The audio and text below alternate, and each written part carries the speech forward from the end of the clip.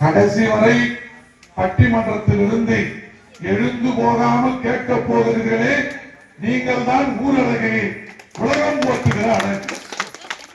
இப்படி ஒரு நிகழ்ச்சியை ஏற்பாடு செய்திருக்கிற அறக்கட்டளுடைய தலைவர், செயலர், பொருளாளர் தான் அழகுக்கெல்லாம் பேரழகு, பெருமழகு, சீரழகு, சிறப்பழகு, ஊர் போற்றுகின்ற அழகு.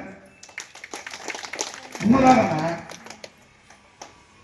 தமிழை மறந்து போகிற காலத்தில் தமிழை வாழ வைப்பதற்காக இந்த மண்ணிலே இளைஞர்கள் இருக்கிறார்கள் என்றால் அந்த இளைஞர்கள் பெற்ற கருவறையை நான் ஒரு முறை வணங்குவதற்கு கடமைப்படுகிறேன். யாருக்கோ பால் அபிஷேகம் செய்கிற இந்த தேசத்தில் ஒரு காலத்தில் இந்தியாவை உலகம் பார்த்த பார்வை இது ஒரு பிற்போக்கான நாடு, மூட நம்பிக்கைகள் நிறைந்த நாடு என்று சொன்ன போது அதையெல்லாம் உடைத்தெறிந்து இந்தியா நல்லரசு மட்டுமல்ல, உலகிற்கு சவால் விடுகிற வல்லரசு என்று இந்த மண்ணுக்கு காட்டிய அப்துல் கலாம் ஐயா அவருடைய நினைவாகத்தான் இதை நடத்துகிறோம்.